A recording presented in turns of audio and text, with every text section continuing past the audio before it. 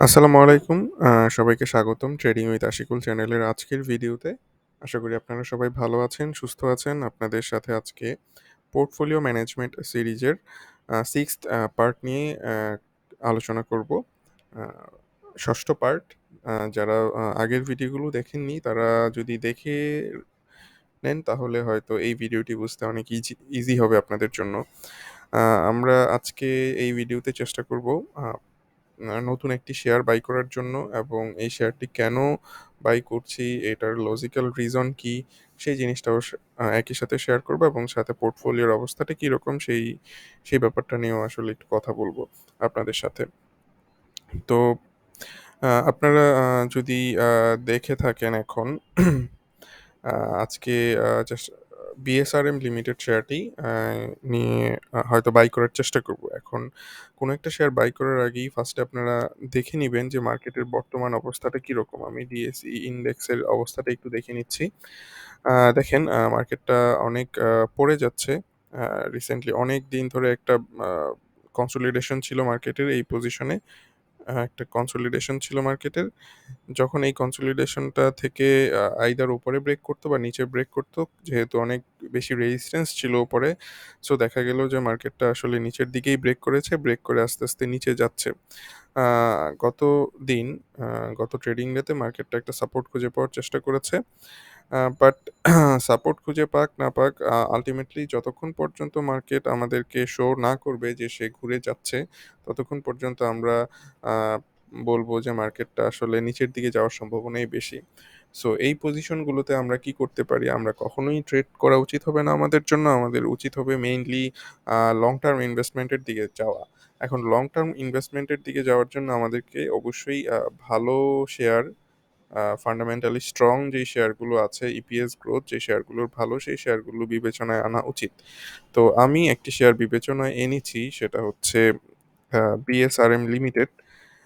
BSRM limited শেয়ারটি আমরা চেষ্টা করব বাই করার জন্য এবং দেখব যে আসলে এটার ফান্ডামেন্টাল ভ্যালু বা কিরকম এবং এটার টেকনিক্যাল স্ট্যাটাসটা কিরকম আছে। তো ফান্ডামেন্টালি যদি দেখেন, আমি আসলে কিছুদিন আগে মনে হয় একটা ভিডিও আপলোড করেছিলাম এই শেয়ারটির টোটাল একটা অ্যানালাইসিস দিয়ে। তো আপনারা চাইলে সেই অ্যানালাইসিসটি দেখে নিতে পারেন। আমি জাস্ট শর্টে বলছি এখানে। ইপিএস গ্রোথটা মোটামুটি ভালো। দেখেন এই পজিশনটাতে Q1 এ ৳৪.২৯, Q2 তে ৳৩.৮২ হয়েছে। গত বছর ডিভিডেন্ড দিয়েছিল 40% ক্যাশ এবং এটার কন্টিনিউয়াস একটা গ্রোথ আমরা দেখতে পাচ্ছি। আর বর্তমানে বিএসআরএম লিমিটেড যেহেতু আ স্টিল, রড এইসব জিনিসের বিজনেস করছে, আপনারা যারা জেনে থাকবেন যে যাদেরই বাড়ির কাজে হাত দিয়েছেন, আ দেখবেন যে রডের প্রাইস কিন্তু অনেক বেশি বেড়ে গিয়েছে রিসেন্টলি। আর বর্তমানের যেই অবস্থা মার্কেটের, বলব যে যুদ্ধ পরিস্থিতি প্লাস বিশ্ব অর্থনৈতিক অবস্থায় এই ম্যাটেরিয়ালগুলোর প্রাইস এমনিতেই আরো অনেক বেশি বেড়ে যাচ্ছে। আ ইনফ্লেশন হচ্ছে, প্রাইস বেড়ে যাচ্ছে। সো আ আমার কাছে মনে হচ্ছে যে সামনের দিনগুলোতে হয়তো আ মা তাদের বিজনেস আরো গ্রো করবে। আ এট লিস্ট ১ বছরের জন্য তো আমরা এই জিনিসটা ধরে নিতেই পারি। তো যাই হোক, ব্যাপারটা সেটা না। এইটা হচ্ছে টোটালি ফান্ডামেন্টাল জিনিস। ফান্ডামেন্টাল অ্যানালিস্ট যারা আছেন তারা আরো অনেক বেশি ভালো এটা ডেসক্রাইব করতে পারবেন। আমি জাস্ট আপনাদের সাথে শেয়ার করলাম। তো ফান্ডামেন্টাল যেহেতু ভালো আছে, সো আমরা একটু টেকনিক্যাল দেখার চেষ্টা করি। আ টেকনিক্যাল যখন আমরা ডেইলি চার্ট থেকে দেখছি, ডেইলি চার্ট থেকে আমরা দেখতে পাচ্ছি শেয়ারটি 200 ডে মুভিং এভারেজের উপরে রয়েছে। একটা আ আমার আগের ভিডিওতে কিছু সাপোর্ট লাইন ড্র করেছিলাম। সেই সাপোর্ট লাইনের উপরে রয়েছে এবং আল্টিমেটলি আ আ দেখা যাচ্ছে যে একটা ব্রেকআউট পয়েন্টের দিকে সে চলে যাচ্ছে এবং মোটামুটি একটা ব্রেকআউট করার চিন্তাভাবনা করে ফেলছে সে অলরেডি। তো বর্তমান পজিশনটায় যেহেতু লং টার্ম ইনভেস্টমেন্ট, সো এই কারণে এই পজিশনটাতে ইনভেস্ট করা এখনো যৌক্তিক মনে করছি। যদি ট্রেডিং করার জন্য হতো তাহলে হয়তো আমি চেক করতাম যে এটা আ ব্রেকআউট করবে, ব্রেকআউট করার পরে রিটেস্ট করবে, দেন আমি শেয়ারটি বাই করব। বাট যেহেতু এটা লং টার্মের ইনভেস্টমেন্ট, সো আমি এই পজিশনেই শেয়ারটি এখন বাই করছি। আ আর আপনারা একটু ভালোভাবে দেখে থাকবেন মার্কেটটা অনেক পড়ার পরেও মার্কেটের কনসলিডেশন হওয়ার পরও এই শেয়ারটির কিন্তু সেরকমভাবে মার্কেটের সাথে রিঅ্যাক্ট করেনি। টোটাল মার্কেটের সাথে রিঅ্যাক্ট করেনি। বলব যে মার্কেটের চেয়ে অনেক বেশি স্ট্রং একটা মুভমেন্টে আছে। সো এই কারণে এই শেয়ারটি মেইনলি সিলেক্ট করা। তো বর্তমানের প্রাইস রয়েছে হচ্ছে ৳১০৮.৫০। সো আমি এই ৳১০৮.৫০ দিয়ে আ আমার যেই পোর্টফোলিও আছে, পোর্টফোলিওতে কিছু শেয়ার বাই করব। আপনারা জেনে থাকবেন এই পোর্টফোলিওটি হচ্ছে যে ৳২০,০০,০০০ পোর্টফোলিও স্মল ইনভেস্টর নামে। তো আমি ২ টা শেয়ার বাই করা আছে এখানে এনসিসি ব্যাংক এবং প্রিমিয়ার ব্যাংক। এনসিসি ব্যাংকে ৬.৫ পার্সেন্টের মতো লস, প্রিমিয়ার ব্যাংকে ৫.৫% এর মতো প্রফিট। আ আর কিছুদিন আগে বেশ অনেকদিন আগেই আইপিডিসি শেয়ারটি বিক্রি করে দিয়েছিলাম লসে। আ পা আপনারা যদি দেখে থাকেন আইপিডিসি শেয়ারটি বিক্রি সরি আইপিডিসি না, আইসিবি শেয়ারটি আমি বিক্রি করে দিয়েছিলাম। আ আপনারা খেয়াল করে থাকবেন। বিক্রি করে দিয়েছিলাম হয়তো এই পজিশনটাতে ৳১০৯-১০ পজিশনটাতে। আল্টিমেটলি সে কিছুটা বেড়ে আবার নিচে চলে গিয়েছে। সো আমার ডিসিশনটা আমি বলব যে রাইট ছিল। তো আ বর্তমানে আমরা যদি শেয়ারটি বিএসআরএম লিমিটেড শেয়ারটি বাই করি, আপনাদেরকে সাথে নিয়েই বাই করছি। ৳৪,০০,০০০ শেয়ার বাই করব আর ৳১,০০,০০০ হচ্ছে যে রেখে দিব। হয়তো যদি ব্রেকআউট করে দেন আবার নতুনভাবে কেনার চেষ্টা করব।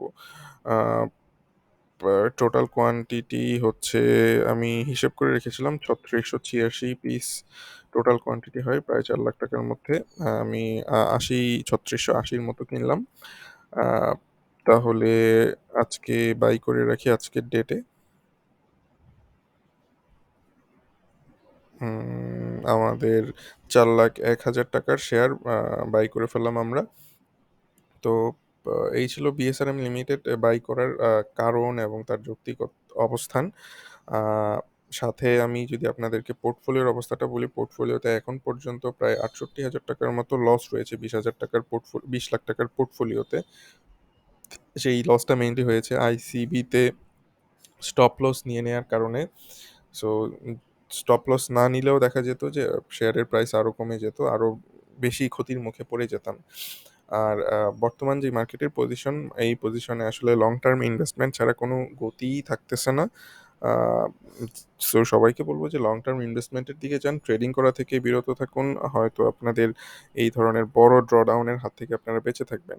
সো বর্তমানে যেই আ ইয়েটা রয়েছে আপনারা যদি দেখেন প্রিমিয়ার ব্যাংক আ আমি ৫.৫% প্রফিটের মধ্যে রয়েছি এবং এটা থেকে প্রায় ১২.৫% ক্যাশ এবং ১২.৫% আ বোনাস এবং ১০% ক্যাশ পাবার কথা। আমি যখন ক্যাশ আর ডিভিডেন্ড পাবো তখন এই পোর্টফোলিওতে সেই জিনিসটা যোগ করে রাখবো। আ আ সো মোটামুটি ভালো পজিশনেই থাকবে শেয়ারটি। এনসিসি ব্যাংকের ক্ষেত্রে বোনাসটা কত সেটা যদি একটু দেখার চেষ্টা করি। আম এখন পর্যন্ত খুব সম্ভবত এনসিসি ব্যাংক তেমন কোনো ডিক্লারেশন দেয়নি। সো আমরা ওয়েট করতে থাকবো এনসিসি ব্যাংকের ডিক্লারেশনের জন্য। প্রাইস প্যাটার্ন দেখে মনে হচ্ছে যে এই কনসলিডেশনটা অনেক বেশি দিনের হয়ে যাচ্ছে। আ যত বেশি দিন হবে তত সম্ভাবনা থাকবে খুব বড়সড় মুভ দেওয়ার। আইদার সেটা উপরের দিকে মুভ দিবে অথবা নিচের দিকে মুভ দিবে। তো ডিভিডেন্ড যদি ভালো আসে তবে obviously হয়তো যে আমরা দেখব যে এটার মুভমেন্টটা উপরের দিকেই হবে। আর ডিভিডেন্ড আসলেও বর্তমানে বেশ ভালো কোনো মুভমেন্ট পাচ্ছি না আমরা। সেটার কারণ হচ্ছে মার্কেট খুব ভালো পজিশনে নেই এখন। মার্কেটটা খুব ভালো পজিশনে নেই। মার্কেটটা যখন ভালো হবে তখন আপনারা দেখবেন যে যেই শেয়ারগুলোর ডিভিডেন্ড ভালো ছিল তারা আল্টিমেটলি গ্রো করার চেষ্টা করবে।